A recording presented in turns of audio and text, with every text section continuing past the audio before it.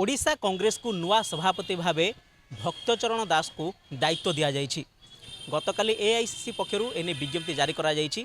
तेणु कांग्रेस को वर्तमान एक मुरबी मिल जाइछि। दीर्घ 7 मास है सभापति दायित्व रे शरद पट्टनायक इस्तफा पर आ कौन व्यक्ति नथिले। आम जदि कहवा केवल जातीय कांग्रेस जहाँ भी किसी कार्यक्रम सेमिति बड़ किसी कार्यक्रम करिपारु नथिला एवं जहाँ भी किसी कार्यक्रम जो करूला विरोधी सामना करने को पड़ूला जे मुंड विहीन गंडी होची कांग्रेस। किंतु वर्तमान आउ सेमिति किछि हबार नाही, शब्द शुणिबार नाही, बरं अधिक आक्रमक हेबो बोली जहाँ कांग्रेस वर्तमान दाबी रही। कारण आसंता कालीठू विधानसभा बजेट अधिवेशन आरंभ होची। तेणु निश्चित भाव एथर किसी स्वतंत्र रणनीति रहिबो सरकार को घेरिबा।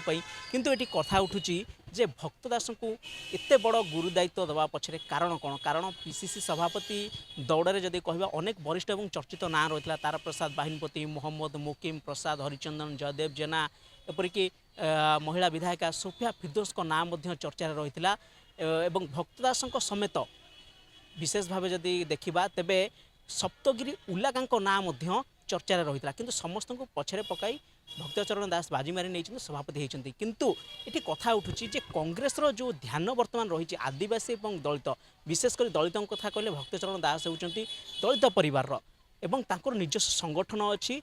अपरपक्षे सेहीपरि तांको पुओ सागर दास वर्तमान भवानीपाटणारू विधायक अच्छा। जेहेतु युव चेहरा एवं दीर्घ वर्षर अभिज्ञता रही भक्तचरण दास पाखरे 3 थर सांसद एवं थरे से एमएलए रही पूर्व रेल एवं जदि कहवा क्रीड़ा और युव व्यापार मंत्री भाव दायित्व तुलाई सारी। तेणु राजनीतिर भरपूर अभिज्ञता भितर रही। सेहीपरि अन्यपटे जब देखा तेरे पूर्व विधायक दल भाव रामचंद्र काडम को सरकार विधानसभा विधायक दलर नेता भाव घोषणा कर। तेणु विशेष भाव जब देखा कांग्रेस जितेबाला 9टी आसन बढ़ी बर्तमान 2024 में 14टी आसन में पहुँची जाइए। गोटे बड़ आह्वान आसी भक्त दास विशेष भाव जब देखा केवल 14टारू केवल से कोरापुट एवं भवानीपाटना कथा मिसे देखा तेरे विधायकों संख्या अधिक रही। तेणु गोटे पटे 2 वर्ष पर आसूची पंचायत निर्वाचन। तेणु तल स्तर में वर्तमान कौन प्रकार कमिटी गठन होना जेहेतु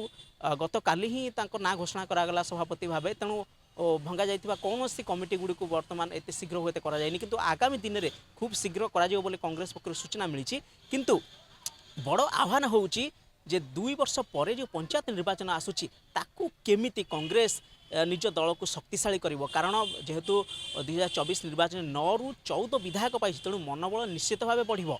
गोटे कथा जब देखा पूर्व कांग्रेस को कहुला दुर्बल हो जाऊँगी जेहेतु सभापति चयन डेरी होता। तेणु लोकों प्रति गोटे भूल धारणा जाऊला जहाँ कांग्रेस कहवाक चाहूँगी जे कहीं नहांती मुरबी। तेणु कौन कर कांग्रेस दिन दिन तलू तल जाऊँगी। किंतु एबे जिते घोषणा हो सारी तेणु निश्चित भाव कांग्रेस को अधिक बल मिल और शक्तिशाली हेब कांग्रेस जहाँ लक्ष्य रखी। मुखपात्र सहित जो आम कथा होतु से कहते जे 2027 एवं 29 विधानसभा निर्वाचन आमर मुख्य फोकस रहिबो। भक्त दासों यह एक गुरु दायित्व हम जे केमिति से निज दायित्व को एवं दल को संगठन को मजबूत करी आगु को नेबे। तो भक्त दास को ऊपर जितेबाला एत बड़ गुरु दायित्व दि जाइछि केमिति तांको रणनीति रहिबो, विरोधी दल भाव केमिति तांकर लोकमान समस्या सरकार निकट उपस्थित करेंगे एवं कौन रणनीति रहिबो लोकों पाई। तेणु कांग्रेस संगठन को केमिति आगु जीव केमिति मजबूत हो पुणी केमिति जहाँ स्वप्न देखुची जे सरकार गढ़ केन्द्र में राहुल गांधी को प्रधानमंत्री भाव देखिबो। तेणु ये सबू गुरु दायित्व निश्चित भाव भक्तचरण कांधे रहिबो एवं याकू केमिति रूपे सुचारू रूपे दायित्व तुलाइबे ताहा आगामी दिन में देखा निश्चित भाव बाकी रहिला। भुवनेश्वर कैमरामैन प्रताप प्रभात राउत, मोबाइल न्यूज 24x7।